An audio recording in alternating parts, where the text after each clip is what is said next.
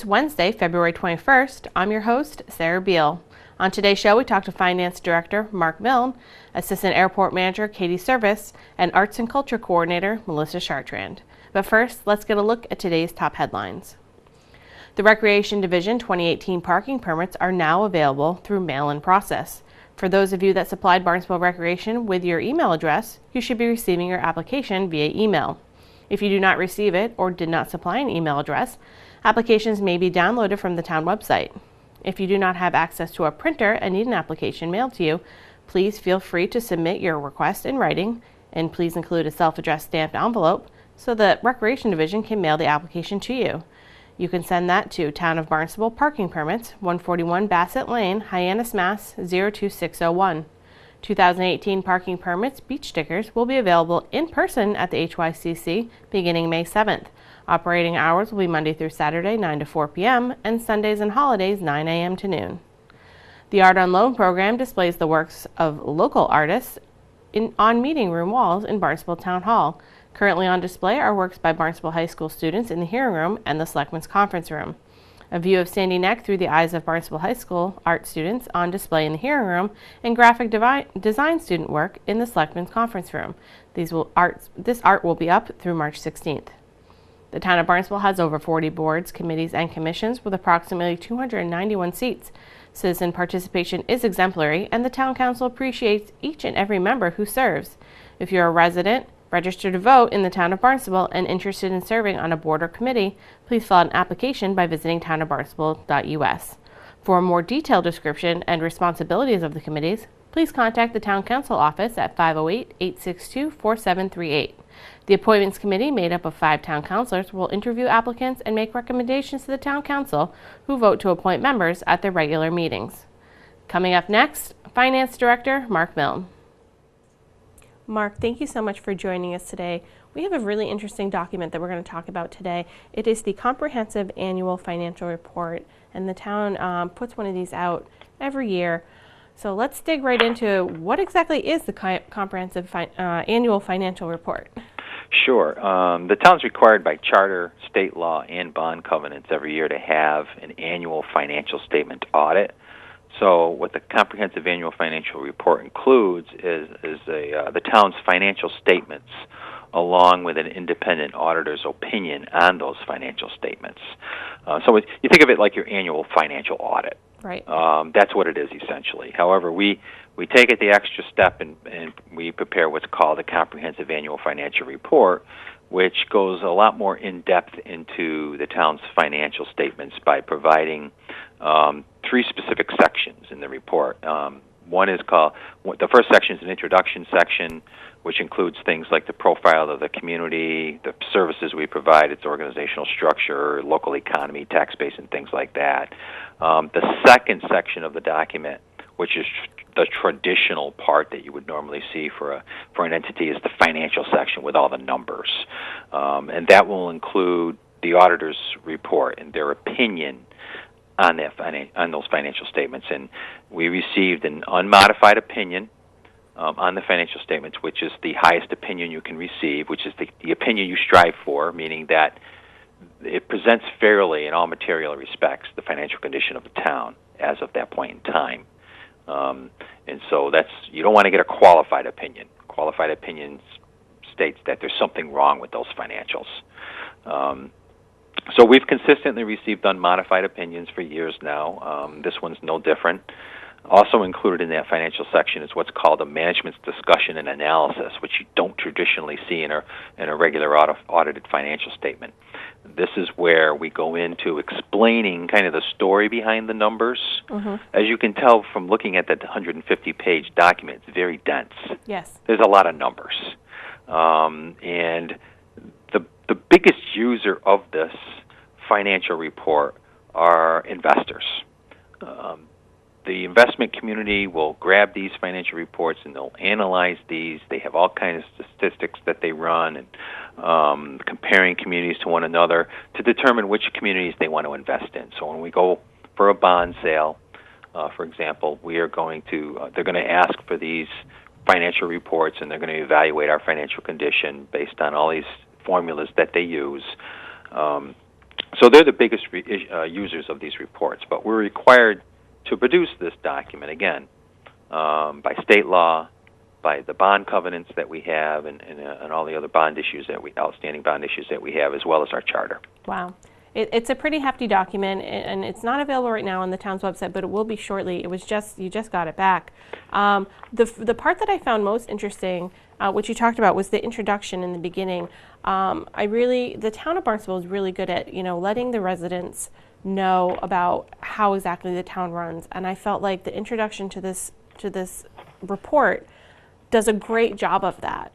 Yeah, and that's one of the benefits of a comprehensive annual financial report, or a CAFR, is that it requires an introductory section like that. Mm-hmm. Typically, with your financial statements, you don't receive, and on general purpose financial statements, you don't receive the benefit of an introductory section like that. So the reader of your audit report's not going to really understand how you're organized, who are your principal officers, what's your governmental structure, and so forth. So yeah, it is a good section that highlights all of those features, and it provides there's included in there what's called the letter of transmittal, which is a letter that myself, being the chief financial officer, and the town manager, who is the chief executive officer, we both prepare and sign that letter as part of that introductory section, highlighting some of the, providing some of the highlights of what's included in the report.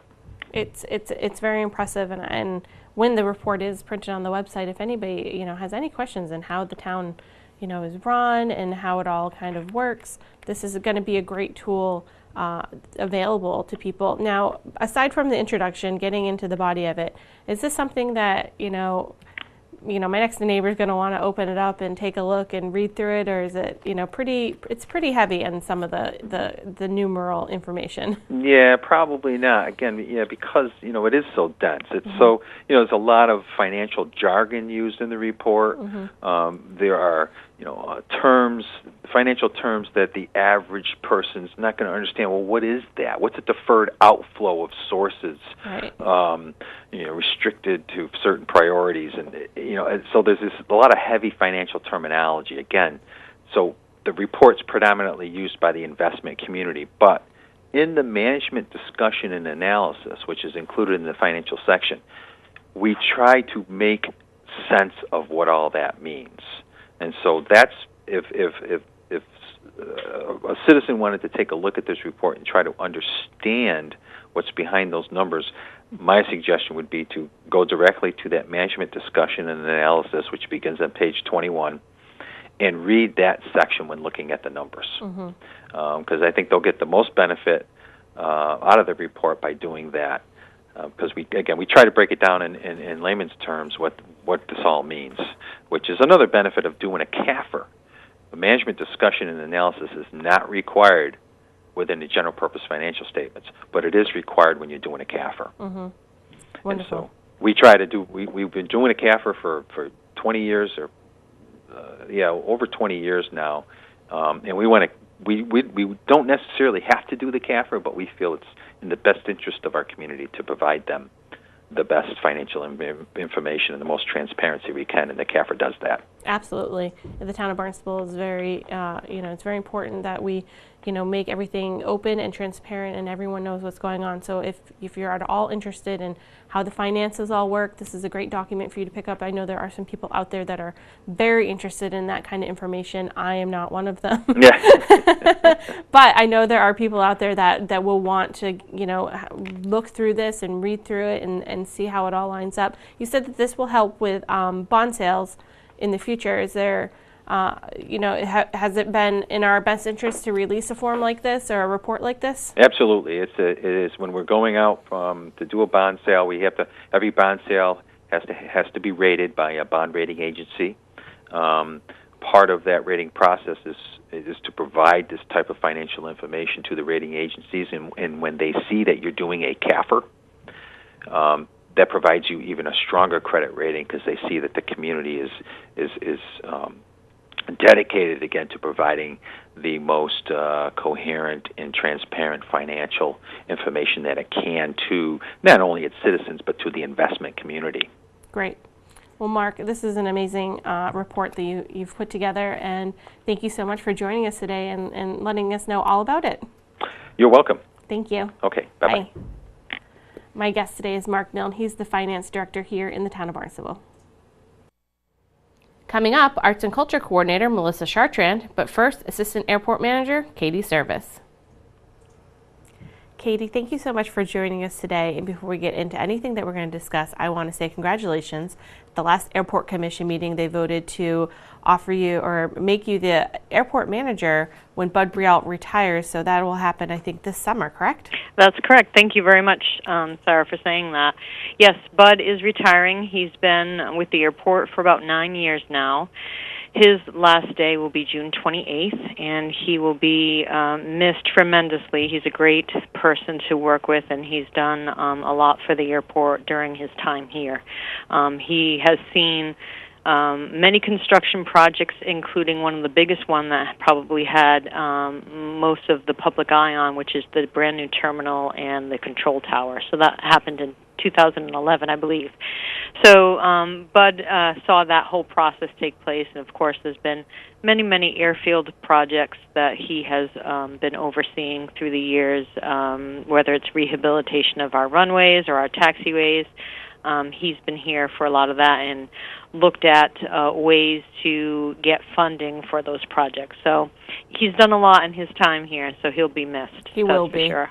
He will be for sure, but you're definitely, I'm so happy to know that they've put their support behind you and have you come in as the airport manager. I think that's a wonderful choice. So I'm really looking forward to, the work that you're going to do as airport manager coming up. Thank you very much. I'm kind of excited about the opportunity. I think the airport itself has a lot to offer. I think one of the biggest things, and this can kind of lead into one of our other discussions, is the fact that the airport, it is an airport. It's aviation, transportation. It is basically the connection for the Cape and the islands for air transportation. We also have Peter Pan bus lines that offer service to and from Boston from the airport. So there's a lot going on here, but aviation in itself, goes through cycles. So the airport really has to look at different ways to have different types of revenue streams that not necessarily associated always with aviation. So we are looking at other avenues to pursue. We're looking at some of the land that we have available here on the airport and looking at other opportunities so that the airport really diversifies its revenue stream, really looks at different ways that it can keep the airport going even when we have these cycles. And the cycle I'm speaking about right now, we have nationwide, there's a huge pilot shortage, and it's really affecting the airport. So we really have to be diligent when we're looking at other opportunities. So look forward to seeing some future opportunities within the next couple of years. Myself and the Airport Commission have been working on a marketing plan for the airport to identify where these other types of revenue streams can come from.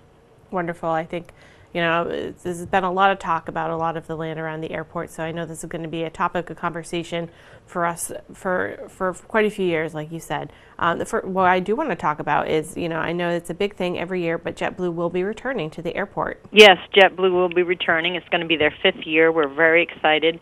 They had a very successful year last season for them. They haven't announced their date of return. We have heard May, we have heard June. So they haven't really come out and said exactly which date they would be coming back to the airport. Typically they run from the May-June time frame until about September-October time frame.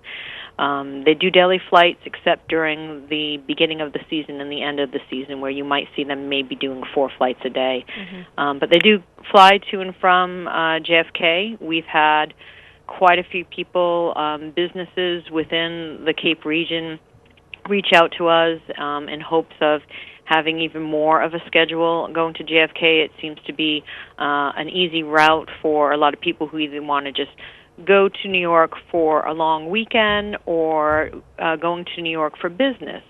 So I've actually had quite a few business folks here within Barnstable and within the Cape reach out to me and say, hey, is JetBlue interested in having any other type of service year-round? Because we need to go to New York on a regular basis for work. So we'll be talking to JetBlue about those opportunities. Yeah, it'd be great to have the opportunity to leave right from Hyannis and go to JFK, and from JFK you can go anywhere. Exactly, exactly, and that's a good point to make. I mean, if we can have that connection to JFK, if a family wants to fly to Europe from JFK, or they don't feel like going up to Boston or to Providence to deal with the traffic, then that opportunity is right here at Hyannis, at Barnstable Airport. And we're hoping to expand that service so that people get used to a regular schedule, have the opportunity to perhaps go from here to Florida. That has been a constant comment from many folks about that opportunity. So we are trying to expand the service. I think really what has to happen is we need to hear from folks that are interested in year-round service to and from Florida, year-round service to and from JFK. So I think there's a lot of opportunity here for this airport to expand its service, and we would definitely like to see that. Wonderful. We also want to talk about Cape Cod Coffee has been at the airport for about 2 months now, I would say. About 2 months, would you say? Cape Cod Coffee, actually, I met the owners of Cape Cod Coffee, I have to say in September. It was during the Cape Cod Young Professionals Bash that we held here at the airport. So that was about the end of September. By October, Cape Cod Coffee had moved into our cafe at the airport. So they've been here for quite some time. It's great coming into work and smelling their delicious coffee. We have many meetings where we use their coffee as well. But they've branched beyond just coffee. They are also making donuts here at the airport. They have fresh donuts every day. They are excellent. I think you indicated that you like the blueberry and the chocolate. Yes. So they are excellent donuts. They're very tasty. They also have soups and sandwiches during the day. Right now, their hours are 5:30 in the morning till 1 in the afternoon. They are closed on Sundays here at the airport, but they're open 6 days a week. As soon as we start getting our season going and we start seeing more and more traffic at the airport, which is typical for us and typical for a lot of Cape and Islands businesses, as soon as that starts to have an uptick, they'll change their hours. So, just keep an eye on that. One thing that I did want to say that Cape Cod Coffee is adding, one of the things that they said immediately off the bat when they first got here is that outdoor seating would be ideal for the cafe and for Cape Cod Coffee. So last week they went in front of the town to ask for approval for a liquor license that includes an outdoor patio and outdoor seating. So that was approved. So at some point in time you'll see a new patio out there for outdoor seating, but you'll also see Cape Cod Coffee working with their partners, such as Cape Cod Beer and Cape and Island Distillery, where they'll sell their partners' alcohol here at the airport.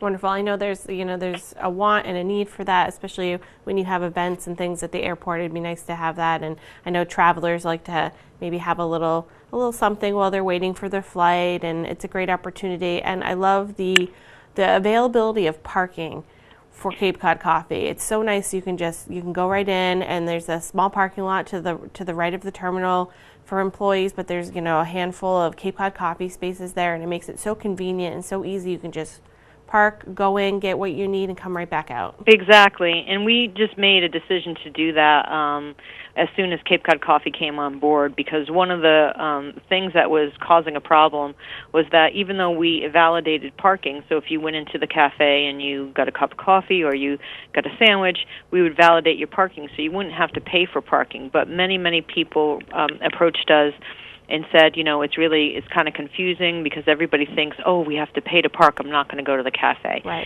You're right, that is not the case anymore. We have parking that's located right next to the cafe. It's free to everybody that's using the cafe. We have 10 dedicated spots for the cafe, but you can use any other spots that do not have a dedicated spot. Just come right in. Feel free to come in and buy some coffee from Cape Cod Coffee, or in the future sit out at their patio and sip a nice beer from Cape Cod Beer or from the Cape and Island Distillery. That's wonderful. One last thing I want to talk about before I let you go is that the Cape Cod Young Professionals Back to Business Bash is coming back to the airport. I know this is a little ways away, but we want to let people know that it will be returning. Yes. So we had a very successful 2016 and 2017 event. In 2016, we had over 600 participants, which was phenomenal. In 2017, we upped that by adding an additional tent outside in the parking lot, so that provided for 900 participants. You'll see about the same amount of participants return for their 12th year here at the airport. It'll be in September again in 2018, and just look forward to that, and I'm sure you'll see more information as we get closer to that date. Wonderful. Katie, thank you so much for joining us today and updating us on everything that's going on at the airport. I really appreciate it. Thank you very much. I appreciate it, Sarah. Have a great day. You too. Take care. Bye. Bye. My guest today is Katie Service. She's the Assistant Airport Manager at the Barnstable Municipal Airport. Melissa, thank you so much for joining me today. Thank you, Sarah. Welcome back Thank to you. the studio. It's nice to be here. We're going to talk about the 2018 Shanty Program. Let's start a little bit about, kind of how the Shanty Program has evolved over the years, because it's how long has the Shanty Program been going on? It's been going on for a while, Yeah. Sarah. It started in 2005. It was a wonderful program in a series of arts-oriented strategies to really revitalize downtown Hyannis. So picture the harbor front and people come and go from the ferries, and they get in their cars and they leave. And this was the first in a series to have people have a reason to have more time here in downtown Hyannis. And so the Shanty Program began. It has grown tremendously from the first season it had 11 artists to now we have over 100. That number amazing. blew me away there. I know. 100 participating in any given season, and this year is extra exciting because we have now 3 additional shanties coming into the program. Excited. They just went in over the winter right here next to Town Hall, kind of overlooking Asleton Park. And they just kind of, hopefully, they're part of the walkway to the sea, and so people will come up from the ferries and continue down that walkway up to Main Street, and then the people from Main Street will come down. They can stop there, and then those shanty artists can say, "Oh, there's even more of these Exactly. down at the harbor. Keep going that way. You'll find them." So exactly, it's all in the heart of the High Arts Cultural District, so it really is connecting the dots. There's a wonderful synergy from Main Street to the harbor front, and also our High Arts campus, which is at the corner of Pearl and South, and it's all walkable, Sarah. So exactly that. And the program began again for supporting the creative economy, giving them an opportunity to meet people from around the world that come through. It provides such a wonderful backdrop for those that are here, residents and visitors alike. So it's really a wonderful win-win program. And then, visitors can spend a lot of time at the harbor front, enjoying time there. And then, as you say, right through the walkway to the sea, along Main Street, and to the campus as well. it's so wonderful. And I know another piece of it that's kind of come out of it is you've had quite a few artists that have grown up from the shanties and now have their own business that's on Main Street, which I know we're going to talk to a few of them, in an Yes. upcoming art segment. But what a great opportunity for them to kind of, get their feet wet with this whole having their own little shop. Sure. To grow. Well, exactly that. The program really is an incubator program. So, of course, we have, it's an opportunity for artists to have an affordable space. It's a very reasonable rent for them, and they can rent for a weekend early in the season to a week full summer season, and now into the fall it'll go weeks and then weekends again. But it's an affordable opportunity for them to work and sell. And some artists have never before been in that setting. So it gives them the skills, the business skills, the selling skills, the marketing skills to learn how to do that. And then the goal of the program was to watch them grow and where they head, whether now in this day and age it could be an online shop, but also the idea behind spend more time on Main Street. Let's see you get there. And so many artists, we have so many successful stories of them taking up shop literally right on Main Street. It's so amazing. I love Yeah. it. This program is so wonderful, and the artists that are supported through it just are amazing. The artwork they create. What are some of the artists that we could see Sure. at the shanties? There is such a wide variety. I mean, so many mediums, and then within that. So, for example, we have jewelers, but you have jewelers that work with stones, with glass, that metalsmith, painters in every type possible, fiber artists, potters, people, we have literary arts represented. We have someone that does rope working. We have people that work with glass and the things that they create with them. So it just is such a wide range of artists. And that's, to me, it's all about the stories. It's the story of the Shanty program itself, and then the artists and the connections. And so for that artist community, which is also one of our goals here, is to help support that community. And the connections and friendships they make are just lifelong after the story, you know, from what I've heard, after their time in the shanties. But an example would be one year I had a jeweler across from a potter, and the potter had some broken pieces. And the jeweler showed the potter how to wrap those broken pieces. So they forged a business and personal friendship in being able to use, you know, the one last part of the pot that you would think would be thrown away. Oh, so that's such an amazing things story. like that happen all the time. That's wonderful. That's so great. I love that. I love, because I know I've kind of, we've interviewed artists over the years, and I've videotaped your learning sessions for them. So, you know, to see all the artists get together and they get so excited to see each other, and I've seen those friendships, and they get all excited about sharing their knowledge. You know, the people who have been doing the shanty for a few years are so excited to share what they know with the new artists coming in every year. Absolutely, and I love that aspect of the program as well, that really there is no restriction on how many times an artist can participate, but that participation varies from year to year. So artists every year can apply, and they get juried into the program, and then once they're juried in, we place them. It's a big puzzle piece because you don't want to have more than 2 in any particular category at any time. Right. And then from that, we determine how many, you know, how many weeks they can participate, because it depends on the type of work that they do, and it depends on the amount of artists interested for that particular year. And right now you're accepting applications. It's on a rolling basis. And so if anyone out there is interested, you're an artist and you're constantly creating things and you're looking for a new avenue to showcase your work, I mean, I think this is a great partnership. Sure, and that's true, Sarah. We have a hard and fast deadline every single year. It's the 4th Friday in October for applications for that following season. But that is not the only deadline. It's just the first round consideration. So it makes sense for an artist to try to get their application in that time, because they will be looked at first. Right. Following that, it's the rolling application until all spaces are filled, and then we do put artists on wait lists. But unfortunately, sometimes an artist has to cancel here and there during the course of the season. Right. And now that we have extended season, there's even more opportunities for the artists to participate. We've had, from the visitor side of things, we've had the artists have their work travel around the country and around the world. We've had artists form friendships and go visit artists in other parts of the country and the world, which is really exciting. We have had a resident duck come. We've had proposals. We've had weddings down there, double rainbows. I mean, you name it, we really have seen it down there. It's a beautiful space, and now with the mural that was put up about 2 years ago, I mean, it's becoming its own little community down at Bismore Park. Sure. And bringing that up to Hazleton Park, and then the new shanties here at the right Harbor next to Overlook, it. Yeah, it's such a great thing. If people are looking for more information on the program, where can they go? They can go to artsbarnstable.com, where they will not only find information on the Shanty program, but of course all our wonderful arts and cultural gems in all 7 villages in the town of Barnstable. So it's a great resource. Wonderful. Thank you, Melissa, so much for joining us today. Thank you, Sarah. I really appreciate it. Thank you. My guest today is Melissa Chartrand. She's the Art and Culture Coordinator here in the town of Barnstable. Thank you for joining us today. We'll be back tomorrow with another edition of Barnstable Today. On Thursday's show, we'll talk with Town Manager Mark Ells, Cape and Island State Senator Julian Cyr, and Town Councilor from Precinct 4, Britt Biedenbender.